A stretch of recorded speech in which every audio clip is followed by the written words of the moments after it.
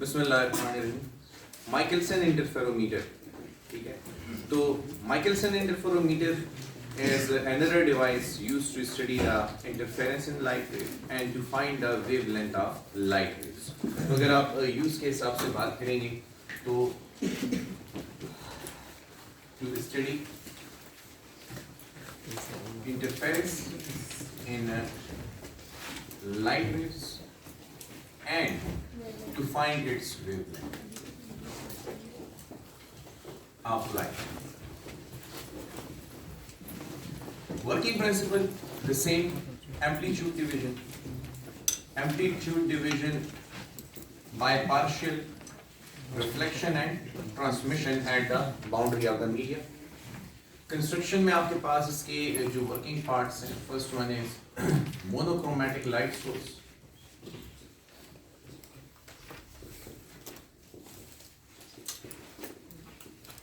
जैसा कि आपको यहाँ पे नजर आ रहा है, this is the arrangement for Michelson interferometer. तो एक मोनोक्रोमैटिक लाइट सोर्स है S, फिर आपके पास एक पार्शियली सिल्वर्ड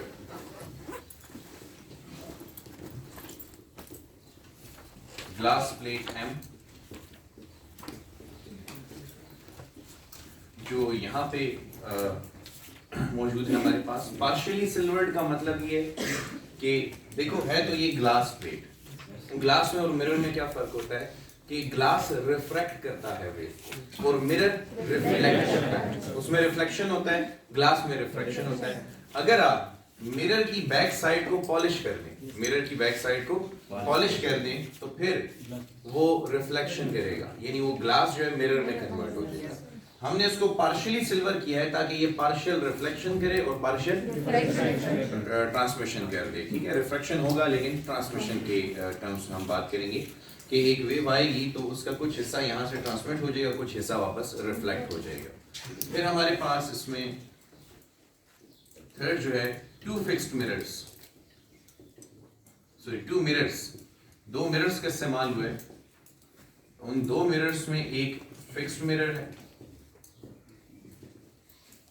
और वो फिक्स्ड मिरर है M2, you can see over there, this is fixed mirror M2, और एक आपके पास मूवेबल मिरर है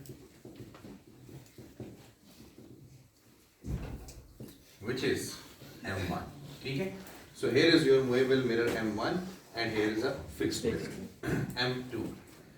इसमें एक और कंपोनेंट है जिसका तस्करा मैं कुछ देर बाद करूंगा। तो पहले हम स्टार्ट करते हैं यहाँ पर और एम्पलीट्यूड डिवीजन को सीखते हैं और फिर उस कंपोनेंट की जो नीड है उसको देखेंगे, हमें वो कंपोनेंट की जरूरत क्यों है। लीजिएगा मीटर और देखें, ये आपके पास एक मोनोक्रोमैटिक लाइट सोर्स है। तो फर्ज कीजिए कि इस लाइट सोर्स से आपके पास रेज आ रही, ये जो लगाई हुई है मैंने, दिस इज स्लिट, ये स्लिट इंस्टॉल की हुई है ताकि हम बीम को एलिमिनेशन कर सकें, बीम को डायरेक्ट कर सकें towards this partially silvered glass plate।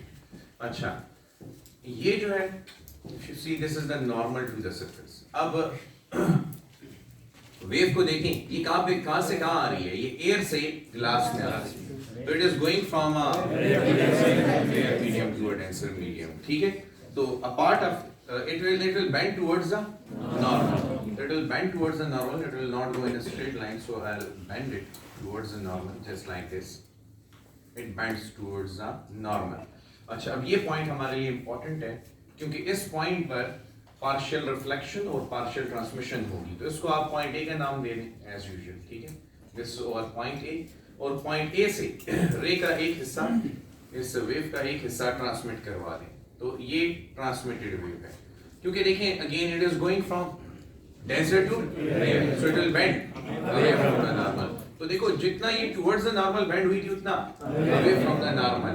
तो ये भी स्ट्रेट लाइन, ये भी स्ट्रेट लाइन, पाथ थोड़ा सा चेंज हो गया उसका, ठीक है। बाकी जितना वो अंदर आते हुए टुवर्ड्स द नॉर्मल बेंड हुई, बाहर निकलते हुए away from the normal bend होगी। डिफरेंशिएट करने के लिए मैं यूं करूंगा कि मैं इसको ट्रांसमिटेड वेव को अलग कलर से ड्रॉ कर देता हूं और रिफ्लेक्टेड वेव को अलग से ड्रॉ कर देता हूं, ठीक है। Now the angle of incidence is equal to angle of reflection, तो ये उतना ही एंगल पे ड्रॉ करें। again you see तो it is going from a rare medium to a denser, so it will bend away from the normal, it will bend away from the normal। ये आपके पास ऊपर चली गई, ये रिफ्लेक्ट होके वापस आएगी। इसमें ये याद रखिएगा कितने एंगल पे ये पड़ा हुआ है, ये 45 के एंगल पर पड़ा हो। अगर एक मिरर 45 के एंगल पर पड़ा हो या एक ऑब्स्टिकल जो है वो 45 के एंगल पर पड़ा हो तो इंसिडेंट और रिफ्लेक्टेड रे में कितना एंगल होगा 90, वो उसको 90 के एंगल पर रिफ्लेक्ट करेगी। तो हमने कुछ यूं सिचुएशन बनाई, कुछ यूं कि ये ऐसे एंगल पे रखा ताकि ये सीधा लाइट रिफ्लेक्ट होके कहां पे चली जाए, मूवेबल मिरर M1 के पास चली जाए। अच्छा, इस मिरर से लाइट रिफ्लेक्ट होके वापस आएगी और it will again bend towards the normal, ठीक है, it will bend towards the normal and it will again then bend away from the normal। तो ये हमारे पास एक रे होगी, this is ray 1, let's say this is our ray 1, ये reflect होके वापस आ गई, ये रे 1 हो गई और ये हमारी रे 2 है, ठीक है। अच्छा, यहाँ पे टेलीस्कोप लगा होता है जिसमें हम इन रेस को देख पाते हैं, या आप ह्यूमन आई से भी इसको ऑब्जर्व कर सकते हैं। अच्छा, बास आमतौर पर हम कभी कभी अगर फ्रिंजेस बहुत छोटी हो तो मैग्नीफाइंग लेंस का इस्तेमाल करते हैं, तो उसको मैग्नीफाई कर देता है, इसलिए यहाँ पे इसकी नीड होती है। अच्छा, अब स्टडी करते हैं इस ट्रांसमिटेड वेव को। ट्रांसमिटेड वेव भी जाएगी और इस मिरर से रिफ्लेक्ट होके वापस आएगी, ठीक है। और इस पॉइंट पर हिट करने के बाद देखो ये भी कितने एंगल पर रिफ्लेक्ट होगी 90 के एंगल पर। समझ आई कि नहीं आई? तो अब देखिए आपकी दोनों वेव्स वापस आके मिल रही हैं कि नहीं, और ये कोहेरेंट सोर्सेज हुए क्योंकि ये एक ही वेव से पैदा हुए ड्यू टू एम्पलीट्यूड डिवीजन। अच्छा, दोबारा देखिएगा, मोनोक्रोमैटिक सोर्स एस से ये लाइट आ रही है, इस ग्लास प्लेट एम को इससे हिट किया, तो अब देखिए यहां पे भी कुछ रिफ्लेक्शन होगा, लेकिन वो मेरे काम का नहीं है इसलिए मैंने उसको ड्रा ही नहीं किया।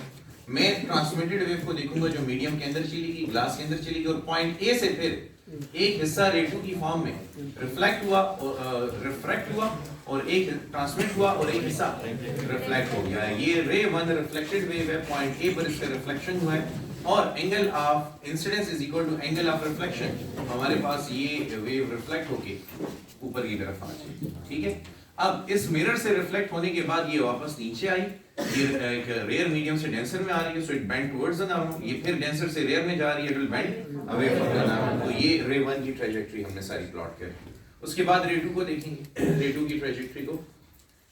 ट्रांसमिटेड वेव है, ये जाएगी मिरर M2 से रिफ्लेक्ट होके वापस आएगी और 90 के एंगल पे बेंड होके इसके साथ ओवरलैप करेगी। ये रे 2 है, ओवरलैपिंग के बाद ये दोनों कंस्ट्रक्टिव और डिस्ट्रक्टिव इंटरफेरेंस का पैटर्न बना सकते हैं।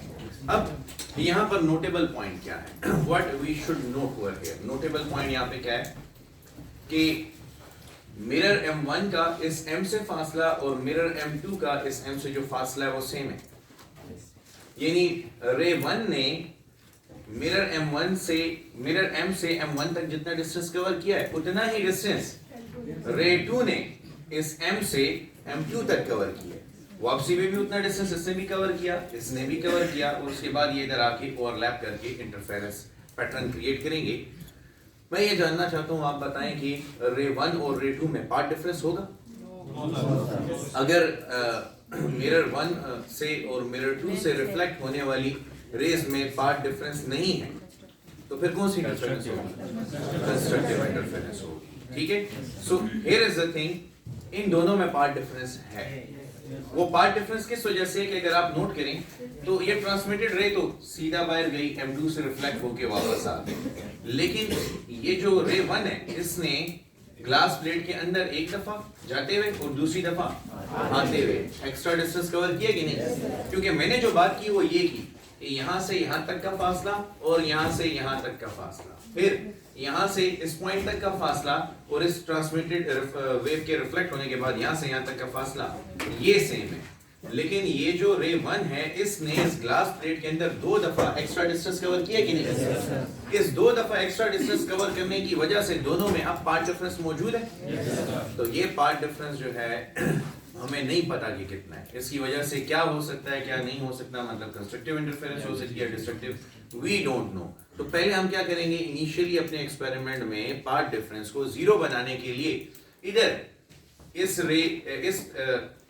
ट्रांसमिटेड रे के रास्ते में भी बिल्कुल इस तरह का एक ग्लास प्लेट एम रख देंगे। जब हम इस तरह की एक ग्लास प्लेट रखेंगे तो नतीजा क्या होगा, ये ट्रांसमिटेड वेव भी उस ग्लास के अंदर 2 दफा ये एडिशनल डिस्टेंस कवर कर लेगी। उसका नतीजा ये होगा कि दोनों रेस की ऑप्टिकल पाथ लेंथ सेम हो जाएगी, और अगर दोनों रेस की ऑप्टिकल पाथ लेंथ सेम हो गई तो पाथ डिफरेंस क्या हो जाएगा, 0। सो मैंने चौथा कंपोनेंट जो नहीं लिखा था उसकी वजह यही थी। यहाँ पर हमारे पास जो चौथा कंपोनेंट है वो है compensator glass plate. It is compensator glass plate, P का नाम दे दें इसे। तो कंपनसेटर ग्लास प्लेट क्या करती है, कंपनसेट करती है उस एडिशनल डिस्टेंस को जो रे 1 ने रे 2 के मुकाबले में कवर किया हुआ है। समझ आई कि नहीं आई, ये उसको कंपनसेट करती है। अच्छा, अब हम इसकी ट्रेजेक्टरी को वाइप आउट कर देंगे। हम इसकी ट्रेजेक्टरी को वाइप कर देते हैं, ठीक है, और पहले इसके रास्ते में एक कंपनसेटर ग्लास प्लेट रख देते हैं। उसके बाद इसको चेक करेंगे कि ऑप्टिकल पाथ लेंथ जो है वो सेम हुई है या नहीं, ठीक है। सो जो कंपनसेटर ग्लास प्लेट होगी, कंपनसेटर ग्लास प्लेट की जो थिकनेस है, उसकी जो विड्थ है, उसका जो मटेरियल है वो बिल्कुल वही होगा जो कि इस ग्लास प्लेट एम का है, ताकि वो उतना ही रिफ्रैक्शन और उतना ही पाथ डिफरेंस क्रिएट करे जितना कि रे 1 के लिए हुआ था।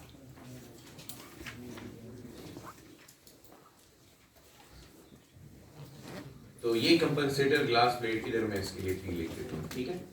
अच्छा, अब देखें रे 2 की ट्रेजेक्टरी को, यानी ट्रांसमिटेड रे की ट्रेजेक्टरी को, इस पॉइंट से it will bend away from the normal, then it will bend towards the normal, ठीक है, it will bend towards the normal. I'm trying to show as much bending as I have shown in this glass plate, partially silvered glass plate. और उसके बाद it will bend away from the normal. और उसके बाद ये reflect होके वापस आएगी, so it will bend towards the normal, ठीक है, and then it will bend away from the normal. और उसके बाद ये यहाँ पे आ जाएगी towards the telescope, और यहाँ पे कंस्ट्रक्टिव और डिस्ट्रक्टिव इंटरफेरेंस का पैटर्न जनरेट होगा। अच्छा स्टूडेंट्स, देखिए अब आप रे 1 को भी दोबारा ऑब्जर्व करें और रे 2 को भी ऑब्जर्व करें, ठीक है।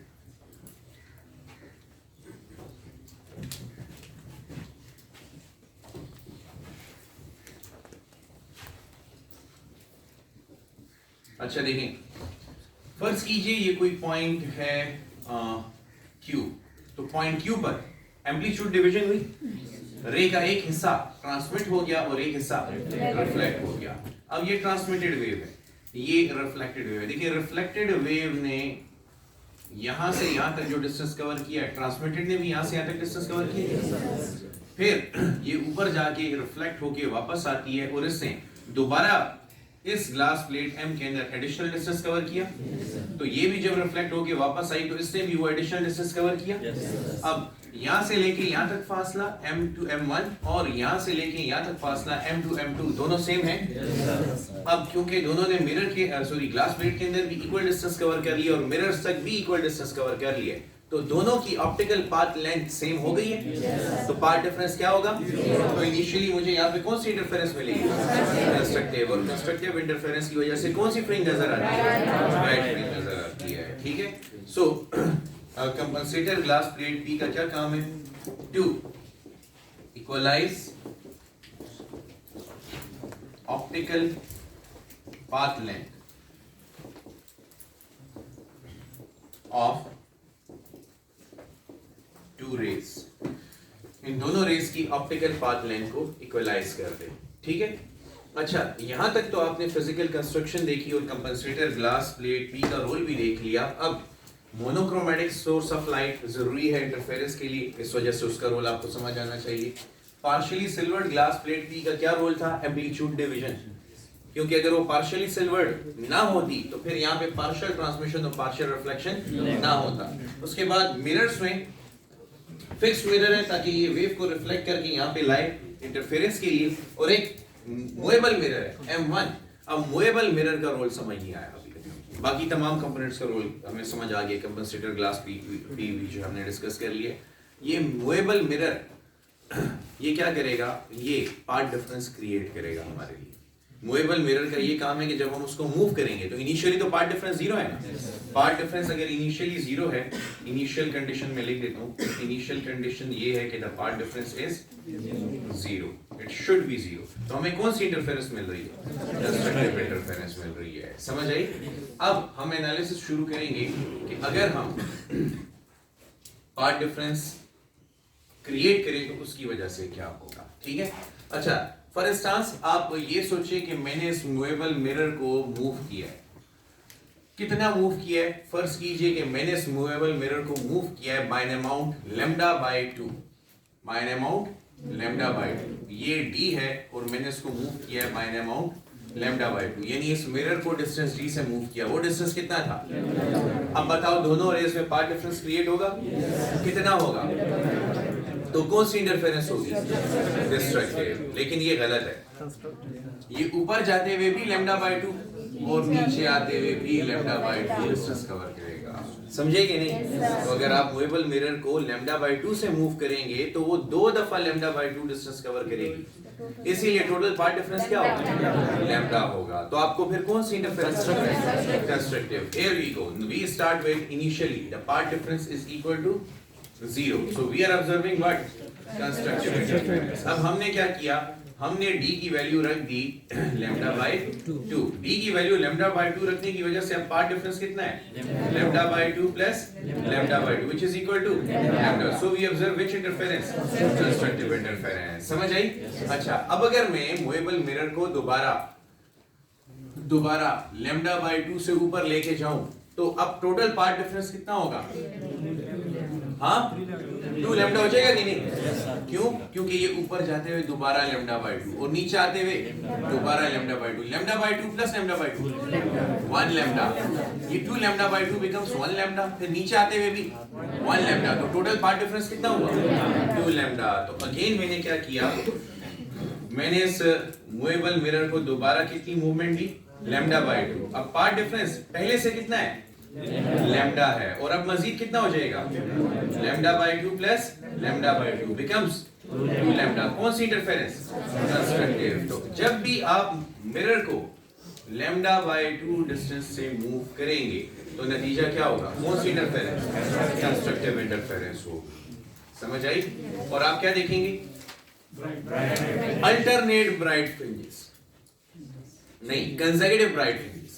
कंसेक्यूटिव का मतलब होता है एक के बाद दूसरा हमारे पास, ठीक है ना, और अल्टरनेट एक के बाद दीगरे, हाँ लेट्स सी ना। अच्छा, इसमें अब नेक्स्ट जो तरीकेकार है वो ये है कि अगर हम इस मूवेबल मिरर को, इधर देखिए आप, इस फेस को भूल जाए, इस फेस को अब भूल जाएं और दोबारा स्टार्ट लेते हैं। इनिशियली पार्ट डिफरेंस कितना है, इनिशियली तो 0 है ना, इनिशियली पार्ट डिफरेंस 0, अब हम दोबारा स्टार्ट कर रहे हैं, ये सेक्शन हमने कवर कर लिया, ठीक है। Initially the part difference is 0। अब मैं मूवेबल मिरर को मूव कर रहा हूं by distance equal to lambda by 4। अब सोचें कि अगर मूवेबल मिरर लैम्डा बाय 4 से मूव करे तो पार्ट डिफरेंस कितना होगा, लैम्डा बाय 2। अच्छा, इनिशियली तो हम कौन सी इंटरफेरेंस देख रहे हैं, कंस्ट्रक्टिव, लेकिन जब मैं इसको लैम्डा बाय 4 से मूव करूंगा तो अब पार्ट डिफरेंस क्या होगा, lambda by 4 plus lambda by 4 which is equal to lambda by 2 which gives us which interference, destructive interference का पैटर्न बन गया है, समझ आई। अच्छा, अब मैं अगेन इसको मूव करता हूँ, अगेन लैम्डा बाय 4 से ही मूव करूंगा तो ऊपर जाते हुए लैम्डा बाय 4, फिर नीचे आते हुए भी लैम्डा बाय 4, अब lambda by 4 plus lambda by 4 lambda by 2, नीचे आते हुए भी lambda by 2, total path difference lambda.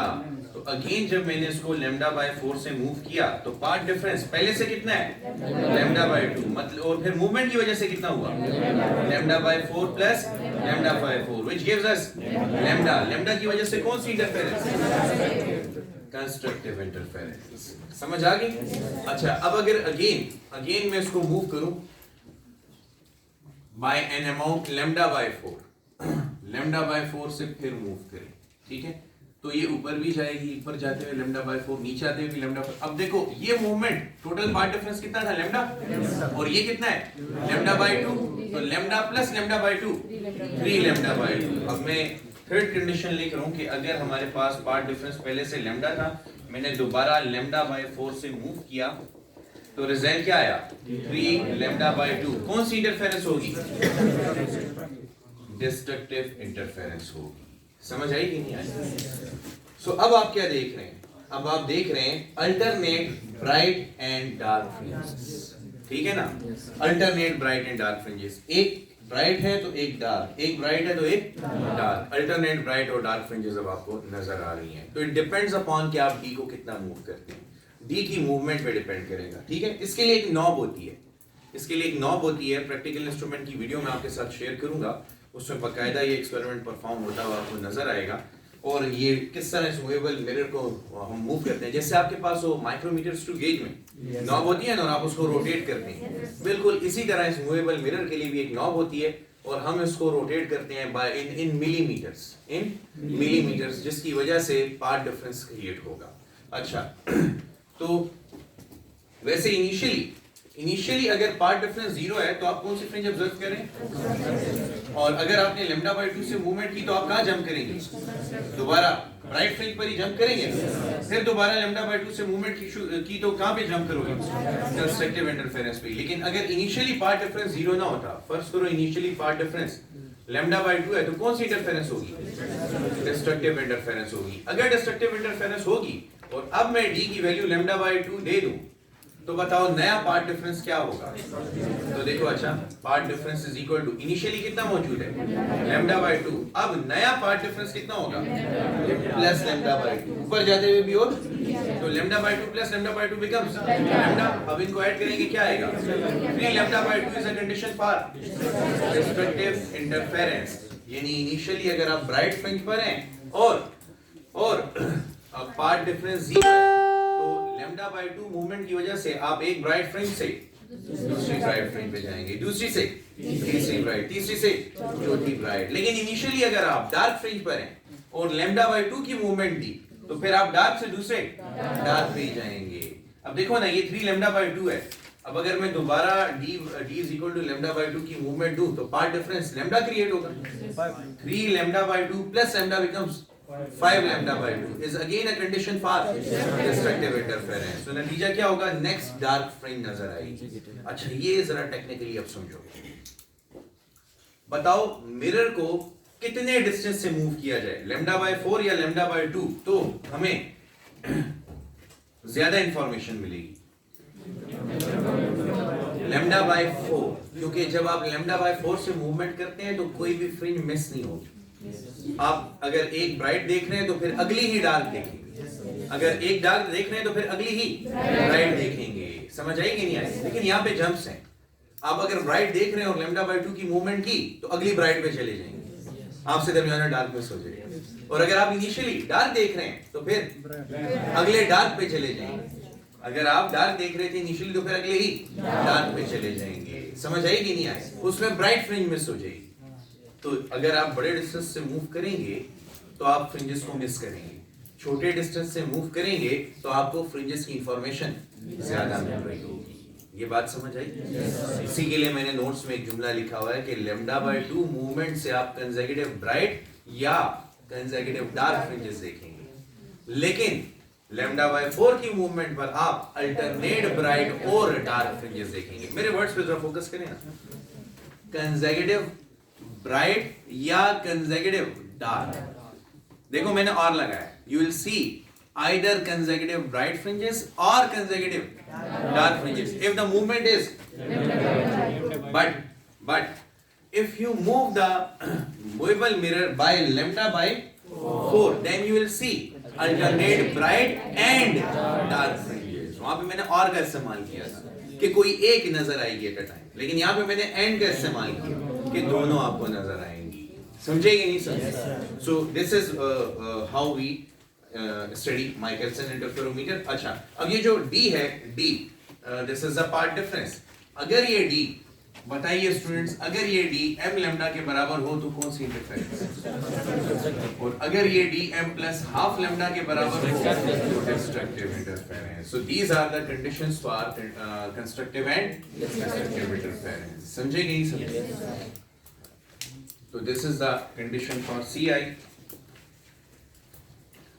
this is the condition for CI and this is the condition for VI। अच्छा, इसमें मजीद एक चीज हम अब करना चाहते हैं, रिलेशन एक बनाना चाहते हैं डी के दरमियान, पार्ट डिफरेंस के दरमियान, डी के दरमियान और वेवलेंथ के दरमियान और नंबर ऑफ फ्रिंजेस के दरमियान। अच्छा, फर्ज कीजिए ये जो पार्ट डिफरेंस है उसको मैं P से शो कर देता हूं, तो path difference P is equal to m times lambda by 4 plus lambda by 4, where n is the number of fringes observed, it is the number of fringes। ये order of fringe की बजाय अब क्या है, number of fringe भी है, ये number of fringe भी कहलाता है। लाइक पहली fringe को आप देख रहे हैं तो वो फर्स्ट ऑर्डर fringe होती है, दूसरी fringe को आप देख रहे हैं तो वो सेकंड ऑर्डर fringe होती है। तो we are observing these fringes, तो m also represent the number of fringes। जब आप मूवेबल मिरर को मूव करेंगे तो आपके सामने से कितनी ब्राइट या कितनी डार्क फ्रिंजेस गुजरेंगी, तो कोई एक भी आप मेजर कर सकते हैं बहुत इजीली। उसके लिए भी मैं आपके साथ एक वीडियो लेक्चर शेयर करूंगा कि आप कैसे इनको मेजर करते हैं एक्सपेरिमेंटली। अच्छा, अब देखो लैम्डा बाय 4 से मूव करोगे तो रे तो 2 दफा डिस्टेंस कवर करेगी। यहाँ पे स्टूडेंट्स अक्सर पूछते हैं सर लैम्डा बाय 4 लिखा है आपने, तो जो पार्ट डिफरेंस लिखा है वो लैम्डा बाय 4 होना चाहिए ना, यानी इससे पहले वाली इक्वेशन है P is equal to md। जब आप मूवेबल मिरर को मूव करेंगे तो m नंबर ऑफ फ्रिंजेस आपकी फील्ड ऑफ व्यू से पास होंगे। अब d की जो वैल्यू है, मैंने मूवेबल मिरर को मूव किया कितने डिस्टेंस से, for example lambda by 4 distance से, लेकिन वेव तो ऊपर जाते हुए भी लैम्डा बाय 4 और नीचे आते हुए भी लैम्डा बाय 4 कवर करेगी, तो टोटल कितना हो जाएगा, lambda by 4 plus lambda by 4। So you get m lambda by 2, इसको आप लिख सकते हैं 2 lambda by 4 and then you get m lambda by 2। समझ आ गई? आप इसमें वैल्यूज वगैरह पुट कर लेंगे, इसको 2 के इधर शिफ्ट कर रहे हो, 2p is equal to m lambda या lambda is equal to 2p upon m। अब बताइए वेव की वेवलेंथ फाइंड कर ली गई, और हमने यही कहा था इफ यू रिमेंबर कि हम माइकलसन इंटरफेरोमीटर का इस्तेमाल करते हैं to study interference in light waves. ये देखिए मैंने आपको इंटरफेरेंस स्टडी करवा दी, यहाँ पे कंस्ट्रक्टिव और डिस्ट्रक्टिव इंटरफेरेंस के पैटर्न मैंने आपको समझाया। तो इंटरफेरेंस हो रही है और दूसरा मकसद क्या लिखा हुआ है, टू फाइंड द वेवलेंथ। तो आपने वेवलेंथ भी फाइंड कर ली, this is the equation for wavelength of the light. अब आप p की वैल्यू दे दें कि कितने डिस्टेंस से आपने मूवेबल मिरर को मूव किया है। फॉर एग्जांपल p की वैल्यू जो है आपके पास 0.1 मिलीमीटर है, तो lambda is equal to 2 into 0.1, या चलो मैं इसको 1 मिलीमीटर से ही मूव कर देता हूँ। अगर 1 मिलीमीटर से मूव किया और मेरी फील्ड ऑफ व्यू से 400 फ्रिंजेस गुजर गई, m की वैल्यू 400, तो मेरे पास रिजल्ट क्या आएगा, let's check it out. Can I write it like 2 divided by 4 into 10 to power 2 multiply with 10 to power -3, तो 2 into 2 4, ये बच जाएगा 1 divided by 2 into 10 to power -5 is equal to 0.5 into 10 to power, या फिर -5, या फिर 5 into 10 to power -6। ठीक है, ये तकरीबन आपके पास देख लें कौन सी रेंज में आ रहा है मीटर्स में। माइक्रोमीटर की रेंज है तो विजिबल रेंज में कहीं पे ये आ रहा है, 500 की रेंज में ये आ रही है वेवलेंथ आपके पास। So this is how we calculate the wavelength of the light used. समझ आ गई? ओके, तो याद रखिए अब आपको इसमें कितने किस्म के क्वेश्चन दिए जा सकते हैं। या तो लैम्डा फाइंड करने को कहेगा, p और m गिवन होंगे, ये आपका एक क्वेश्चन, या फिर p फाइंड करने को कहेगा, m और लैम्डा गिवन होंगे, या फिर m फाइंड करने को कहेगा और p और लैम्डा गिवन होंगे। आपकी एक्सरसाइज में आप कौन से हैं, आपकी एक्सरसाइज में ये वाले दो हैं, ये वाले दो हैं, एक्सरसाइज में ये दो अवेलेबल हैं। ठीक है जी, so this is it for your Michelson interferometer. यहाँ पे इस लेक्चर को स्टॉप कर देते हैं।